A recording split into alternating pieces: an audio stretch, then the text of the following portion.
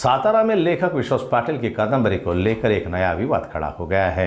Sambhaji brigade के आंदोलन के बाद पाटिल ने कहा कि अगर कादंबरी में कोई शब्द अनवधान से लिखा गया हो तो उसे वापस लेने को वे तैयार हैं। उन्होंने संवाद से समाधान निकालने की अपील की। इस बयान से विवाद सुलझने की संभावना बढ़ी है। कादंबरी विवाद पर क्या कहना चाहते विश्वास पाटिल का सुनिए गौर से। शुभारंभ नेटका झालेला आहे, ध्वजारोहण झालेलं आहे। साहित्य संमेलनाच्या विविध कट्ट्यांचं, मग कवी कट्टा असेल, चित्रकट्टा असेल, प्रसिद्धी कट्टा असेल, यांची उद्घाटनं झालेली आहेत आणि तालुक्यातून मशाली आलेले आहेत साहित्य संमेलनाचं स्वागत करण्यासाठी।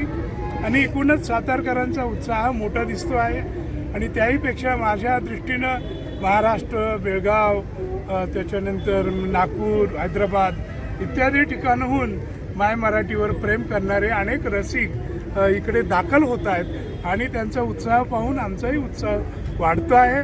आणि नक्कीच येत्या 4 दिवसामध्ये माय मराठी, तिचं अस्तित्व, भवितव्य याच्यावर योग्य ते मंथन होईल आणि साताऱ्याहून लोक परतताना काहीतरी वेगळा विचार आणि वेगळ्या सुगंधाची फुलं घेऊन जातील अशी मला अपेक्षा आहे। सर, जो बाबांना प्रश्न विचारला तोच तुम्हाला प्रश्न विचारतो। संभाजी ब्रिगेडने तुम्ही जो पुस्तक कादंबरी लिहिली त्याच्या विरोधात आंदोलन केलं, त्यानंतर तुमची चर्चा झाली।